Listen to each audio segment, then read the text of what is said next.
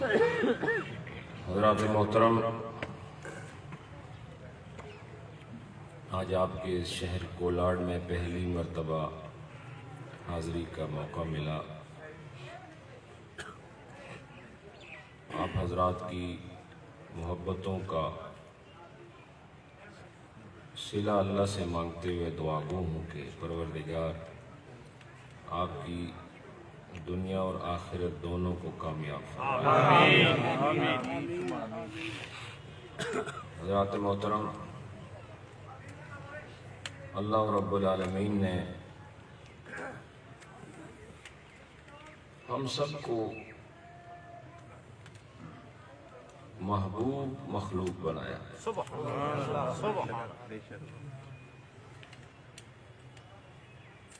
اور اگر آپ غور کریں تو ساری مخلوقات انسان کے ارد گرد مصروف نظر آتی ہیں۔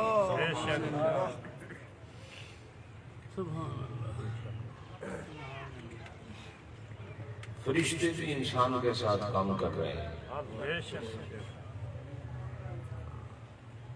ہوائیں انسان کے لیے، زمین و آسمان، گردش لیل و نہار، موسم کی تبدیلیاں،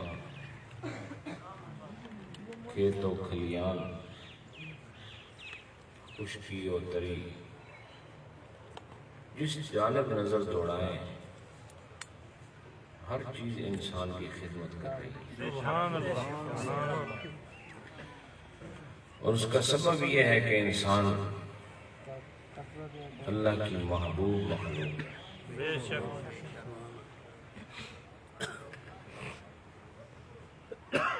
ہر شے اللہ کا ذکر بھی کرتی ہے، لیکن اس کا ذکر اللہ ہی بہتر جانتا ہے، اس کی تسبیحات کو اللہ ہی سمجھتا ہے، لیکن انسان کو اللہ رب العالمین نے عبادت کا جو ڈھنگ دیا ہے، اس طرح کی عبادت مخلوقات میں اور کوئی کر ہی نہیں سکتا۔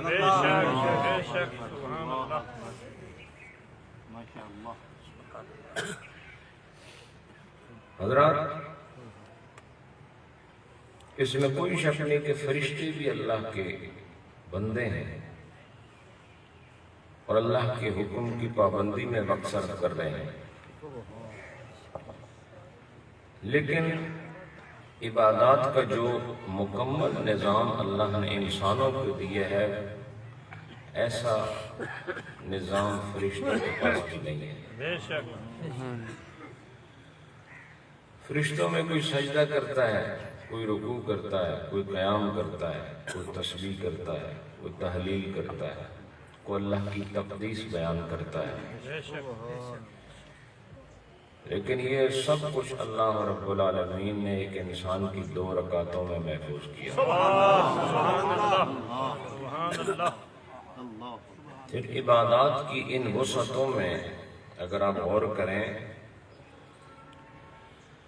تو کچھ ایسی عبادات ہیں کہ انسان ان میں منفرد ہے۔ مثال کے طور پر زکوٰۃ دینا عبادت ہے، کوئی فرشتہ زکوٰۃ نہیں دیتا ہے، کوئی جن زکوٰۃ نہیں دیتا، اور ویسے زمین کا ہر ذرہ خدا کی تسبیح بیان کر رہا ہے، وہ بھی عبادت میں مصروف ہے، لیکن انسان کو اللہ رب العالمین نے ایسی عبادات عطا فرمائی کہ اس کی کوئی نظیر نہیں، اس کا کوئی مثل نہیں، اس کا کوئی بدل نہیں۔ اسی طرح اگر آپ حج کو دیکھیں، ٹھیک ہے ایک بیت اللہ شریف کے اوپر ایک بیت المعمور ضرور ہے، لیکن فقط ایک طواف ہے جو فرشتے وہاں کر رہے ہیں، تو ان کی عبادت فقط طواف ہے، لیکن اسلام والے، ایمان والے اور انسانیت کی معراج والے یہ صفا و مروہ میں بھی دوڑتے ہیں، یہ طواف بھی کرتے ہیں، یہ چاہے زمزم کے جام بھی نوش کرتے ہیں، یہ بیت اللہ شریف کی زیارت بھی کرتے ہیں، بے شک یہ حجر اسود کا بوسہ بھی لیتے ہیں، یہ رکن یمانی کا استلام بھی کرتے ہیں، بے شک یہ منا میں قیام بھی کرتے ہیں، بے شک یہ مزدلفہ میں رات گزارنے کا عمل بھی مکمل کرتے ہیں، بے شک یہ رمی جمار کے ذریعے شیطان کو جس طرح ابراہیم علیہ السلام نے کنکر اور پتھر مارے تھے اس سنت کو بھی ادا کرتے ہیں، بے شک یہ قربانی بھی کرتے ہیں، یہ زکوٰۃ بھی دیتے ہیں، یہ سجدہ بھی کرتے ہیں، یہ وضو بھی کرتے ہیں، یہ غسل بھی کرتے ہیں، یہ طہارت ظاہری باطنی اختیار کرتے ہیں۔ اب یہ مجموعہ عبادات اللہ نے اپنی محبوب مخلوق انسان کو عطا فرمایا۔ سبحان اللہ تو حضرات میں کچھ تقریر نہیں کر رہا، بس ایک دو باتیں اور کر کے رخصت لیں گے آپ سے، آگے کافی سفر ہے، انشاءاللہ وقت آیا تو کسی وقت وسعت اوقات کے ساتھ یہاں آئیں گے انشاءاللہ اور تفصیلی گفتگو آپ سے کروں گا۔ انشاءاللہ تو انسان کو اللہ نے محبوب مخلوق بنایا، اس لیے اس کی ہر شے میں ایک ندرت ہے۔ دیکھو فرشتہ اڑتا ہے، بولو نا، جی جی لیکن اس کے اڑنے کے لیے پر ہے، ایسا ہی ہے۔ جی بے شک لیکن انسان جو انسانیت کی رفتیں حاصل کر لے، اسے اڑنے کے لیے اللہ نے بغیر پروں کے اڑنے کا موقع دیا، وہ کسی پر کا محتاج نہیں ہے۔ اور میں یہ کہوں کہ جسے نبی کا در مل جائے اسے روحانی پر مل جاتا ہے، بے شک سبحان اللہ انہیں ظاہری پروں کی ضرورت نہیں ہوتی۔ اور پھر ہم دیکھتے ہیں کہ یہی فرشتوں کے پر بچھائے جائیں گے اور ایمان والے اس پر سے گزر کے اس پار لگ جائیں گے۔ تو انسان یہ ساری کائنات تو تیرے ارد گرد رقص کر رہی ہے اور ہر شے تیری خدمت میں مصروف ہے۔ آخر تو ہے کیا چیز کہ اتنی بڑی کائنات تیرے ارد گرد رقصاں ہے اور اتنا بڑا جہان تیرے واری واری جا رہا ہے، تو پتہ چلا اللہ نے تجھ سے محبت کی ہے، تو کب اللہ سے محبت کرے گا؟ سبحان اللہ اس رب نے جو تجھے محبوب بنایا تو کب اسے اپنا محبوب بنائے گا؟ یاد رکھو اسی نقطے کو سمجھنے والے بالآخر اللہ کے ولی بن جاتے ہیں۔ بے شک بے شک عام زندگی تو سب گزار رہے ہیں، لیکن صوفیانہ جہان میں اسی نقطے کو سمجھا جاتا ہے کہ ہم محبت کی خاطر آئے ہیں اور محبت کی وجہ سے معرض وجود میں آئے ہیں، تو جس نے ہمیں محبت سے پیدا کیا ہے ہمیں اسی کو اپنا محبوب بنا لینا چاہیے۔ سبحان اللہ سبحان اللہ اور آخری بات کر رہا ہوں کہ جسے محبوب بنا لیا جائے، جسے اپنا محبوب بنا لیا جائے، یاد رکھو پھر نظر اسی کو دیکھتی ہے، زبان اسی کا کلام کرتی ہے، کان اسی کا کلام سنتے ہیں، دل اسی کے لیے دھڑکتا ہے، روح اسی کے لیے مچلتی ہے، جسم اسی کے لیے تابعداری کرتا ہے۔ لہذا جس سے محبت ہو جائے پھر آدمی اسی کی بات کرتا ہے۔ اور یہ میں نہیں کہہ رہا، یہ نبی نے فرمایا من احب شیئا اکثر ذکرہ، جو جس سے محبت کرتا ہے پھر اکثر اسی کا ذکر کرتا ہے۔ سبحان اللہ نعرہ تکبیر، نعرہ رسالت، نعرہ تحقیق، نعرہ حیدری، نعرہ غوثیہ، شیخ العالم حضرت خواجہ پیر محمد علاء الدین صاحب صدیقی، عالمی مبلغ اسلام جناب حضرت علامہ پیر محمد نور العارفین صاحب صدیقی، فیضان صدیقی، فیضان صدیقی۔ ایک بات اور کر دیتا ہوں پھر اختتام کی طرف بڑھتے ہیں کہ دیکھو بن محبت کے اس نے تمہیں کیا کیا دیا ہے۔ ابھی تمہاری طرف سے اعلان ہے صرف، لیکن ابھی محبت کا وہ درجہ حاصل نہیں ہوا، لیکن اس کے باوجود ذرا اپنے دائیں بائیں آگے پیچھے اوپر نیچے اور پھر اندر اپنے جھانک کر دیکھو اس نے تمہیں کیا کیا دیا ہے، تو بتاؤ اگر بن محبت کے تمہارا یہ مقام ہے، اگر اس کو محبوب حقیقی بنا لیا پھر سوچو مقام کیا ہو۔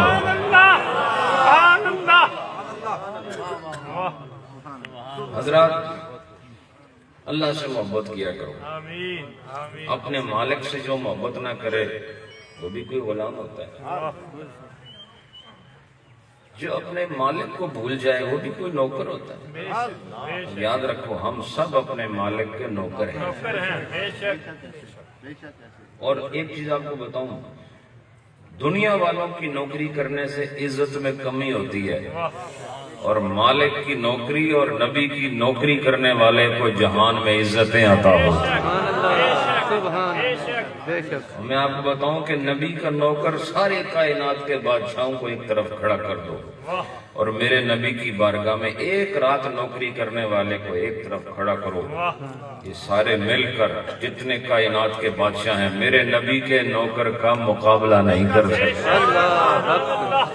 تو بعض نوکریاں بادشاہت سے برتر ہوتی ہیں، اس لیے آپ اپنے آپ کو دنیا کی اس ظاہری حسن و زیبائش کی کیفیات سے مبرہ و معرہ کر کے اپنے آپ کو طریقت کے اصول میں ڈھالتے ہوئے نبی کے ذریعے خدا کی محبت حاصل کرو۔ سبحان اللہ میں نے یہ جملہ کہا ہے، نبی کے ذریعے خدا کی محبت حاصل کرو۔ سب کہتے ہیں ہم اللہ سے محبت کرتے ہیں، لیکن اللہ نے فرمایا جو مجھ سے محبت کرتا ہے میں اس میں دیکھتا ہوں میرے محبوب کی ادائیں ہیں کہ نہیں۔ جہاں میں اپنے محبوب کی ادائیں دیکھتا ہوں مجھے سمجھ آ جاتی ہے، یعنی میں جان لیتا ہوں اور اس کو پہچان لیتا ہوں کہ یہ مجھ سے محبت کرنے والا ہے۔ قُلْ إِن كُنتُمْ تُحِبُّونَ اللَّهَ فَاتَّبِعُونِي۔ اب یہ خوبصورت کلام ہے اللہ کا جس کا مفہوم یہی بنتا ہے جو میں نے آپ کو سادہ انداز میں پیش کر دیا ہے۔ اس لیے جس آدمی کو خدا سے محبت ہو اس کے لیے ٹھنڈی راتوں میں اٹھ کے وضو کرنا کوئی مشکل نہیں، جسے اللہ سے محبت ہو اس کے لیے سخت گرمی میں روزہ رکھنا کوئی مشکل نہیں، جس کو اللہ سے محبت ہو اسے اپنے مال میں سے 2.5% نکال کے رائے خدا میں دے دینا کوئی مشکل بات نہیں، اور جسے اللہ نے دولت دی اور اسے خدا سے محبت ہے اس کے لیے حج کو جانا کیا مشکل بات ہے۔ تو میں سمجھتا ہوں کہ جس آدمی کی خدا سے محبت کو دیکھنا ہو اس کے اعمال پہ نظر کرو، اگر اس کے اعمال میں اللہ کی اطاعت نظر آ رہی ہے تو سمجھو اس کے اندر ہی محبت نظر آ رہی ہے۔ اللہ سے محبت کرنے والا یاد رکھو نافرمان نہیں ہو سکتا، اللہ سے محبت کرنے والا باغی نہیں ہو سکتا، اللہ سے محبت کرنے والا شریعت کے احکام سے روگردانی نہیں کر سکتا۔ اس لیے آج آپ کو لاڑ والے ایسا ہی ہے، لاڑ اچھا لاڑ، تو لاڑ والے ماشاءاللہ تو بڑا خوبصورت لفظ ہے جی، لاڑ والے اگر صحیح ہو جائیں تو لاڈ والے بن سکتے ہیں، نہیں سمجھے؟ محبت والے، میں محبت کی بات کر رہا ہوں، لاڑ محبت کو کہتے ہیں۔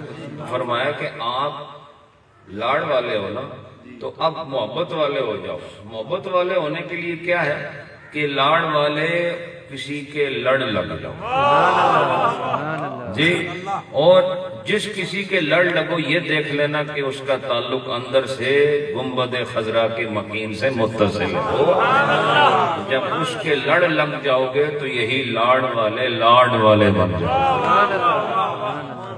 تو اپنے آپ کو تیار کرو قبل اس کے کہ لوگ آپ کو غسل دیں اور کفن پہنائیں، آپ خود ہی تیار ہو جائیں۔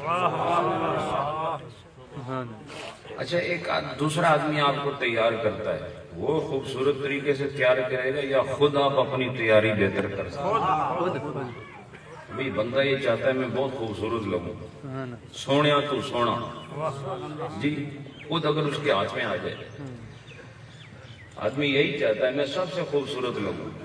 اور اس کی دلیل کیا ہے کہ جناب حضرت حسان نے حضور کی بارگاہ میں عرض کیا کہ خلقت مبرأ من کل عیب کأنک قد خلقت کما تشاء. اس کا مفہوم کیا ہے کہ آپ ہر عیب سے پاک پیدا کیے گئے ہیں. لگتا ایسے ہے کہ جس طرح آپ نے چاہا ایسے ہی خدا نے آپ کو بنا دیا. اس کا مطلب ہے کہ خود آدمی کے ہاتھ میں اپنے اختیار آ جائیں بنانے کے تو وہ سب سے بہترین شے بنانے کی کوشش کرے گا. مثلا آپ کو آپ کی صورت اللہ آپ کے حوالے کرتا کہ لو اپنی صورت خود بناؤ تو آپ سارا 20 سال آپ لگا دیتے اپنی صورت بنانے میں کہ کہاں سے اس کو میں حسین بناؤں, کہاں سے اس کو جاذب نظر بناؤں, کہاں سے اسے قابل کشش بناؤں. اپنی صورت پر آپ ایک عرصہ لگا دیتے. اس سے پتہ چلا کہ جس طرح آدمی اپنے آپ کو خود حسین کر سکتا ہے غیر نہیں کر سکتا.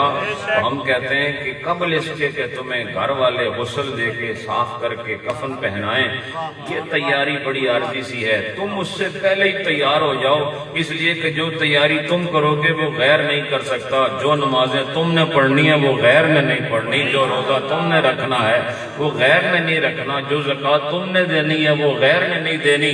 تو قبل اس کے کہ لوگوں کے ہاتھوں میں چلے جاؤ اس سے پہلے اپنے ہاتھوں سے کچھ کر کے جاؤ. لوگوں کے ہاتھ متحرک ہوں اس سے پہلے خود ہی متحرک ہو جاؤ.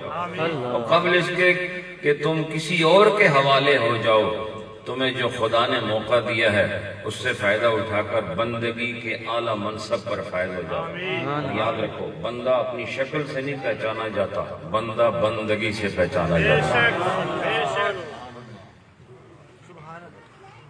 بندہ اپنے قد و قامت سے نہیں پہچانا جاتا, یہ دنیا والوں کی پہچان ہے. چوڑا سینہ ہو, لمبا قد ہو, گورا رنگ ہو, بڑی آنکھیں ہوں, لمبی پلکیں ہوں, خمدار ابرو ہوں, نہیں سمجھے, سرخ لب و رخسار ہوں.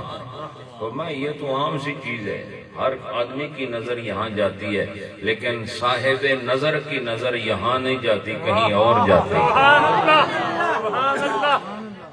ان کی نظر تمہارے جسے پر نہیں ہے, ان کی نظر تمہارے قالب پر نہیں ہے, ان کی نظر تمہارے قلب پر ہے, ان کی نظر تمہارے عمل پر ہے.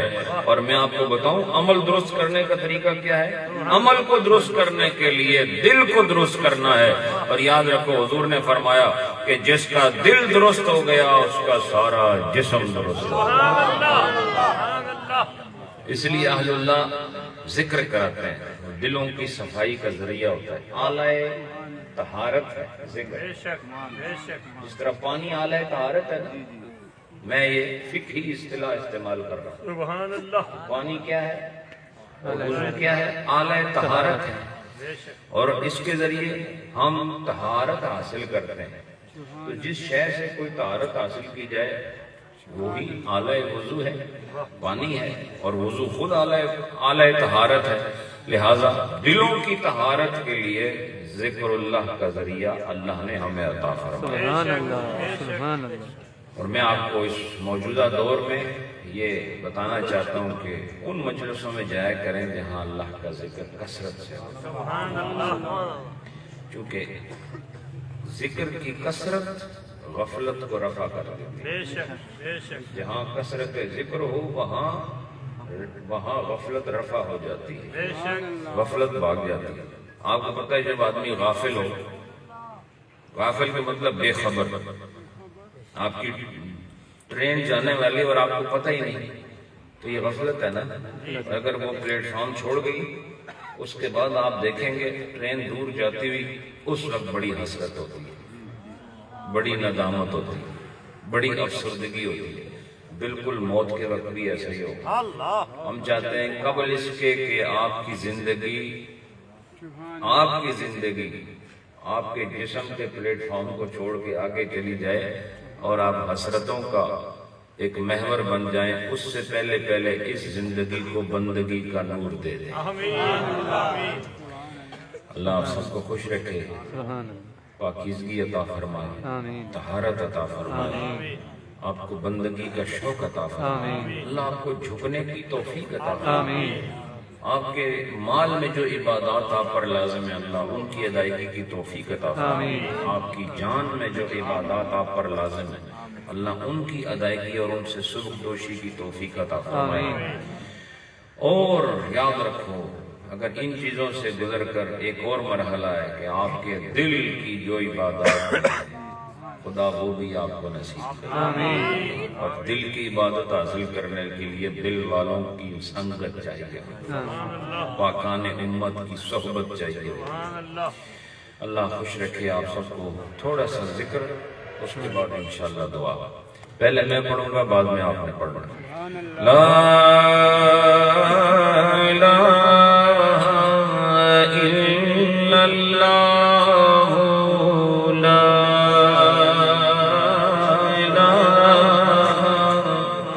الا اللہ، سب